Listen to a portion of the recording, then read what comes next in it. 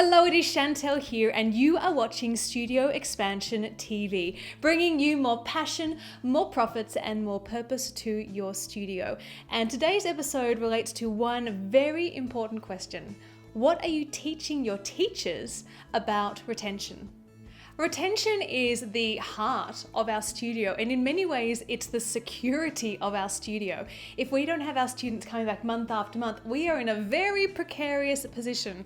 But the challenge is, as a studio owner, when you're not on the front line with the students, you're not the ones with the relationships and the connections with the students, your teachers are. How can we as a studio owner try and improve retention in the studio when we're often the ones who can't control it? But it's your teachers who can. I mean, they're the ones who have all the power when it comes to retention. And I'm sure you've got some teachers in your studio who are phenomenal at retaining students. They've got very high retention percentages. And you probably have other teachers who maybe do not. Maybe they're newer teachers. Maybe they're not quite as adept at developing the relationships.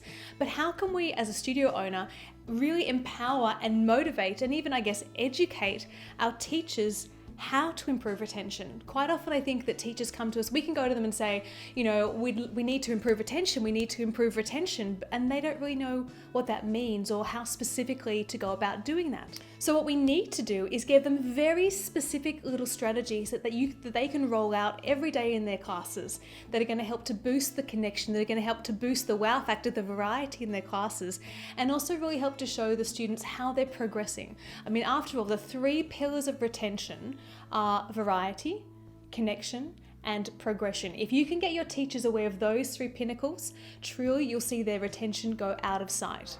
So the first one is variety. So variety is all about making it interesting. If our classes are the same month after month, year after year, the kids are going to get stale. They're going to go, well, I don't really want to come back. I've done this before. I've seen how this works. We need to keep things fresh and alive. So have conversations with your teachers about how to kind of mix things up in their classes, even from like a micro level, like within their lesson planning, to a macro level, like on the studio. How can we make things different this year? What could we do? Maybe we do a flash mob. Maybe we're going to do a Christmas concert this year. Bring a whole lot of difference into the studio to keep the kids on their toes. The second pillar is connection. This is all about relationships.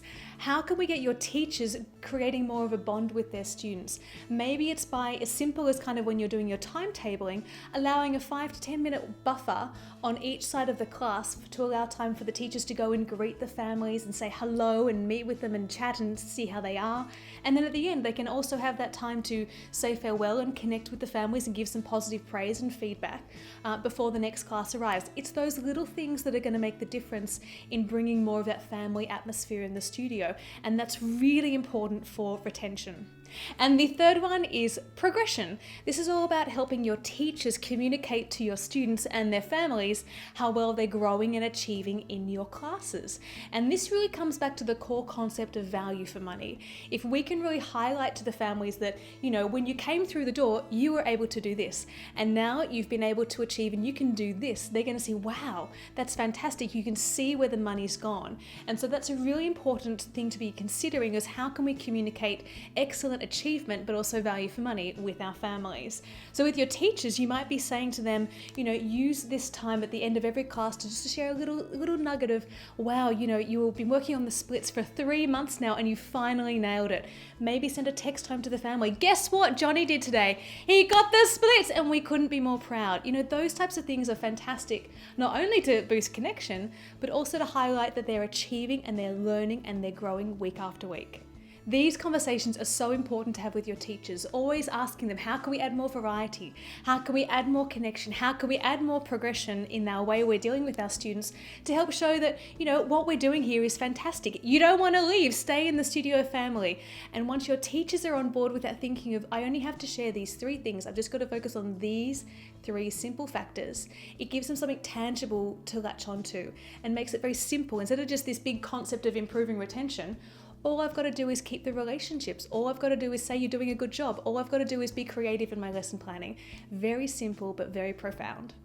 So, as the ultimate solution for working on retention with your teachers, I've put together a list of 52 little tips, little strategies that you can share with your teachers every single week of the year to help motivate them and remind them about what they can do very practically, very simply to improve retention. And I've made it all into one PDF document that you can download for free right away. And so here's how I want you to use this. I want you to download this PDF, and then every week I want to start empowering you as a studio owner. I don't want it just to send them this PDF and then they go and do their own thing. What you do is you take this one idea that I'm going to share with you, and then maybe on your phone, you use a voice record memo. You you send them a little, you talk about, this week we're talking about how to identify the flight risk students, how to know what to do with those students who are back of the class and they're kind of disconnecting. What do we do about it? And I want you to kind of share that information of how you would handle that as a studio owner. They're going to look to you as the mentor. They're going to look to you as the authority, and every week if you can share with them this little one tip that I'm going to give you the prompt for, it's going to help you really up-level the entire teacher training in your studio, which will work wonders. So download the PDF now, and if you have a friend who's a studio owner who you think might also find this really valuable, please share this video with them now. So my question for you, and I want you to share your answer in the comments below, is which of the 3 pillars of retention do you feel your team needs to work on the most? Do you need to bring a whole lot more variety and wow factor to your studio? Do you need to work on the connection and building the relationships with your students? Or do you need to get better at communicating the progression, the achievement of your students? Which of those 3 do you want to focus on? Write your answers below. Did you like this video? If you did, subscribe to Studio Expansion TV. We give you tips like this every single week to make your job as a studio owner much easier. Thank you so much for watching, and I can't wait to see you next time on Studio Expansion TV.